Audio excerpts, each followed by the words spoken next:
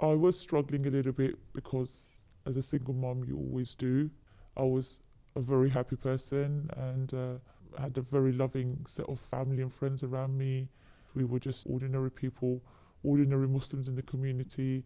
I'd take myself and my children to mums and tots groups. I would also engage in giving talks just to be able to speak to the community and support them in their struggles that our youngsters go through, counselling them, offering them that mental service.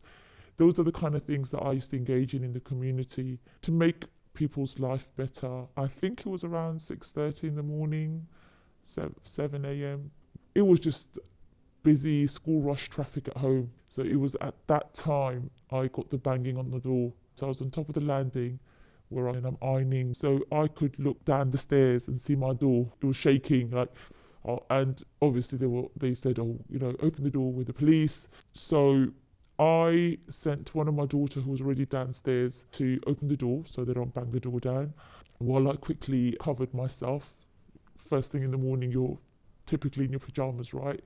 One of them walked straight up the stairs and she showed me a letter, a warrant to search under the Terrorism Act. It was thrown in my face. It was all blurry for me. And then soon after that, a whole array of the ununiformed officers arrived that were just coming through the doors, and they kind of took over. It was like an infestation of bed bugs or something, and they were just everywhere. I think I started crying and I started shaking because you don't know what's going on. Like, is this going to mean I'm going to get arrested? And the worst happens to you. My concern were my children at that time, but by then they've already seized the telephones, the laptops, everything, and they wouldn't even let me use my landline.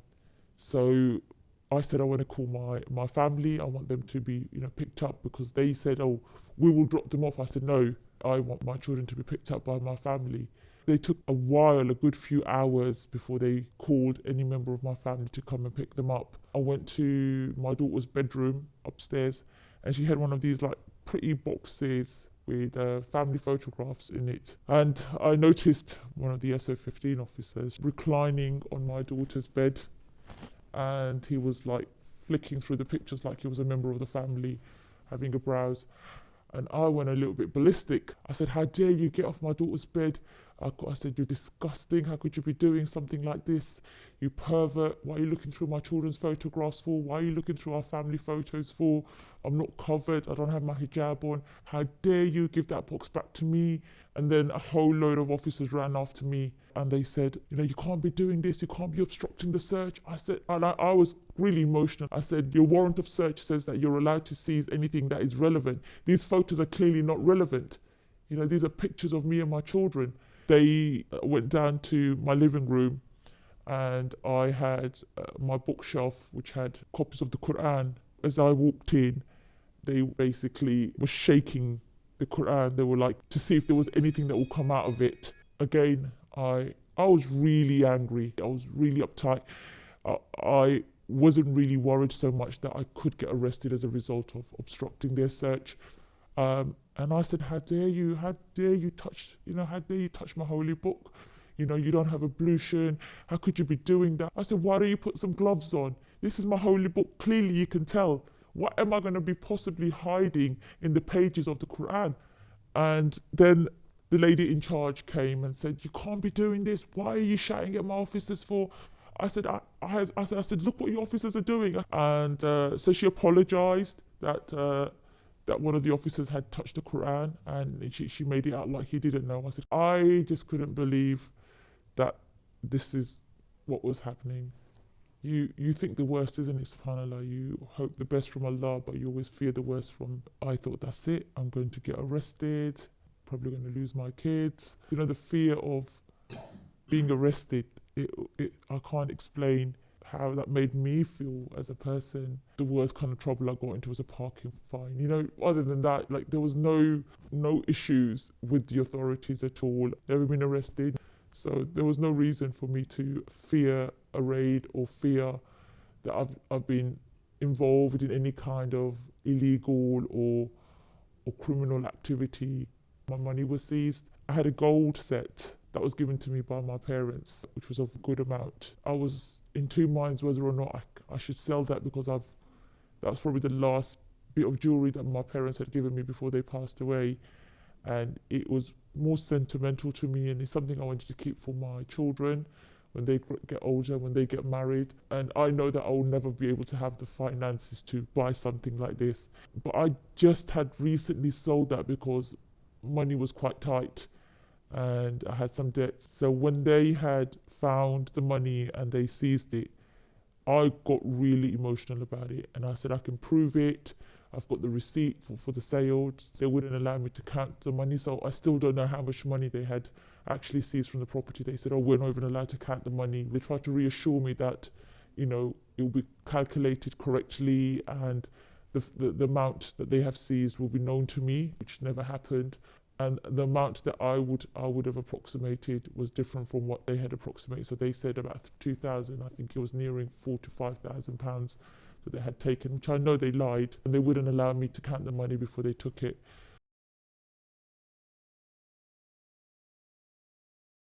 They wanted the kids all to be de-radicalized under the Channel program.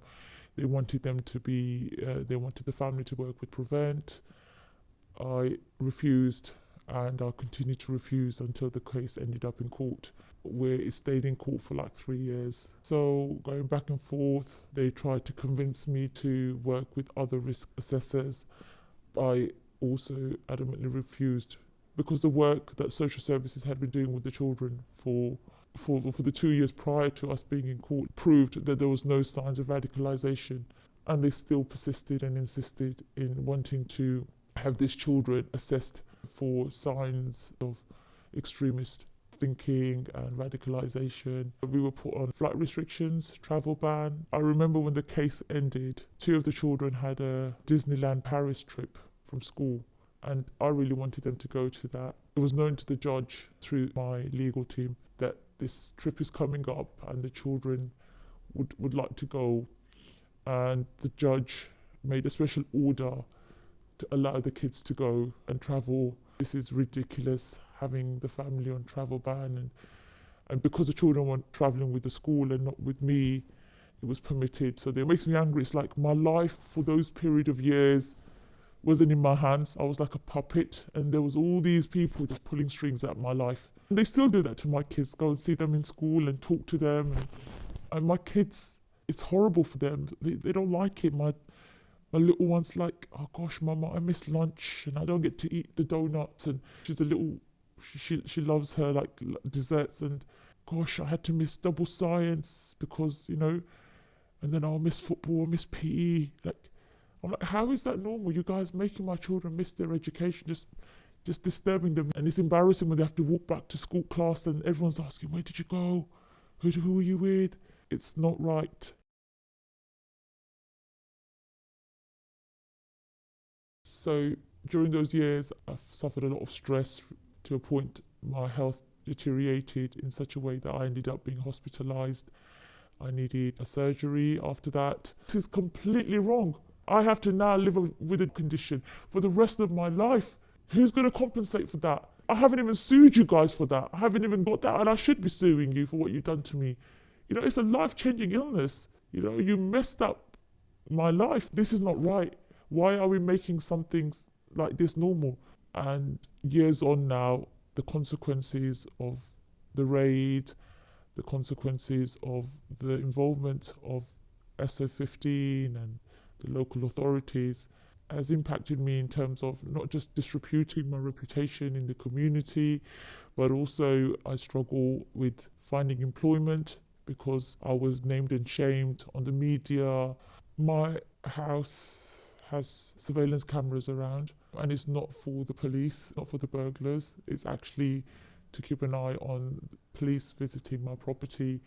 My children and myself, we always are quite worried about knocks on the door. It does alarm us every time we get a knock on the door.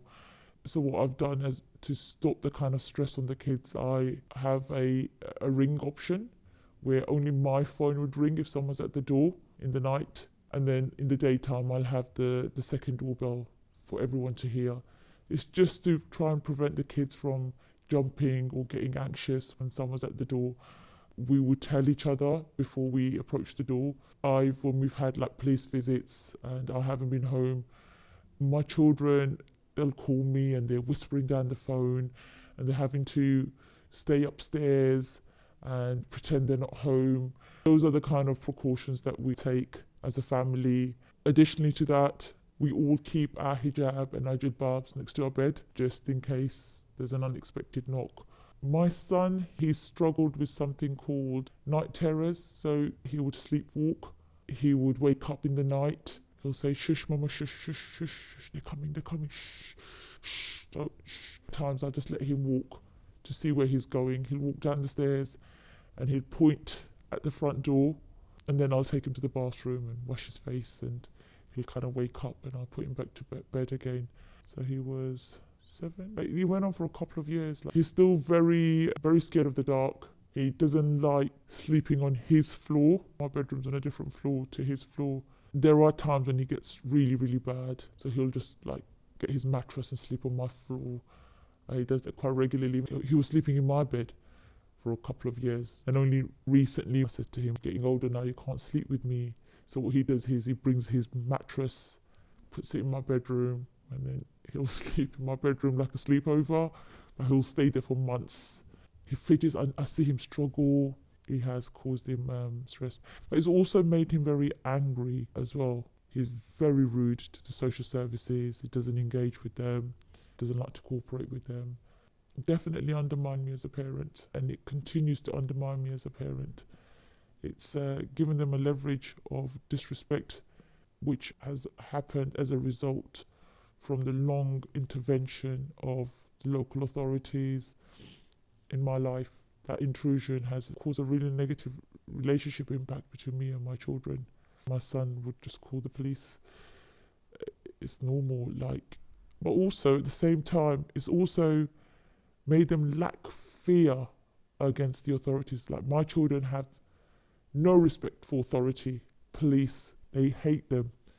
If they fail to understand, it's their own behavior and their own action that has caused my children not to fear them. It's them and what they've done to the family. It's not me.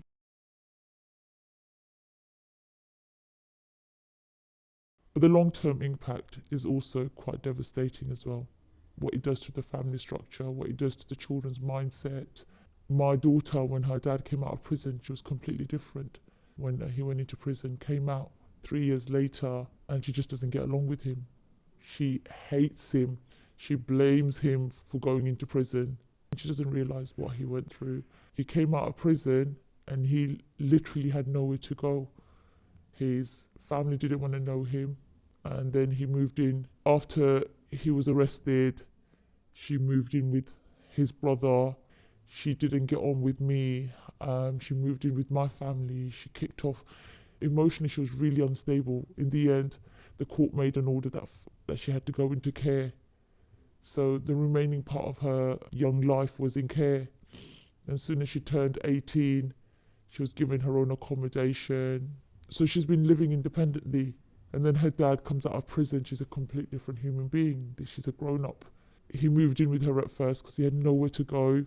And then a few weeks into him moving in, they've had a few arguments. I do feel sorry for him, the way she is, because of what the authorities have done to her. It must be heartbreaking to, you come out of prison, you've got nobody. And you go to that one daughter that was living with you before you went into prison, and she's become your own enemy. And it's all because of what the authorities have done. I feel like I don't even recognize my daughter anymore. And as a mother, it makes me angry because they played these mind games with the kids. They messed up the children's lives. They've caused that upheaval. They've caused that disunity.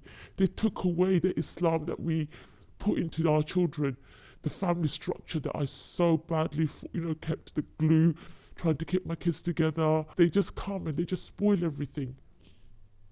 It's just horrible. The whole intrusion of the arrest, the raids and everything else, what happened to the dad, what happened to me. It's caused a very dysfunctional family. I hate them for it. Wallahi, I hate them for what they've done to my family. It's hard being a single mom. What they've done.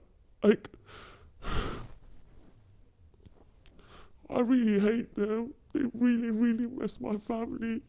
They mess my head. I've been receiving counselling for like 3 years and I feel like I'm not getting better. Like I can't get over it. No matter how many sessions of counselling I have, I can't talk it through. Nothing helps. I've become so angry. They never leave you alone, you know? They never ever leave you alone. For the first time, about a year and a half ago, my son was getting bullied at school and physically bullied. And, there's no support from the dad. So I decided to take him to Umrah with a group of my friends who gifted us an Umrah trip. And I thought it'd be good for him because he's just been bullied.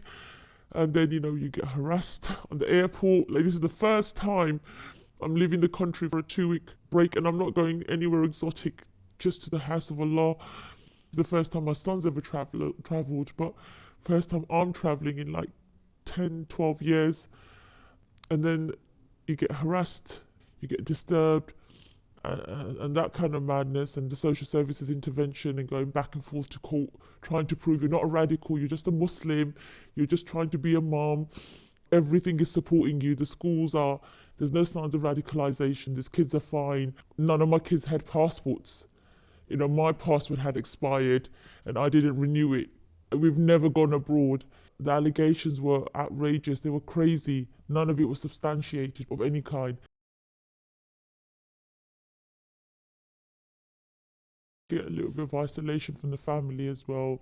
Like, you get comments like my own siblings saying to me, like, I never knew you were like this. They try to make me out like I'm something that I'm not. And you guys have known me since I'm your sister. Like, you guys have always known who I am. I'm not that person. You believe media over me. Certain friends, they didn't want to have my number on their mobile phones because of that. So when I had won the case and the judge had exonerated me from the allegations, and he deemed me to be someone who's religious and not an extremist. I remember friends had said to me they wanted my mobile number, and I had said, I joked at that time, but I said, oh no, why? It took a judge to tell you, for my friends to believe I'm not an extremist, that it's safe for you to have my phone number on your phones now. Like, it took that. It was a testing time for not just myself, but for the whole community to see how they react and how they respond and how they are willing to support these people. Are they willing to believe the narratives that are presented to them by the authorities, or are they going to show that love, faith and trust and brotherhood and sisterhood towards their fellow Muslim? It's a test of faith for everybody. Some win, some lose. It's a big eye-opener. But it's important when things like this happen that we're actually there for one another. And when you're not there, the struggle is real for sure, but then it makes it harder for that person to endure it, knowing that their own Muslim brothers and sisters are there to also be part of that distrust and having that poor thinking of their brother and sister. You're going through a hard time. The last thing you want is your families and friends and your community thinking the same as the authorities are. You have certain family members who will come and visit you shortly after the raid and say to you, I didn't know you were like this. It's mad. You'll never expect it. You'll never expect it. It happens.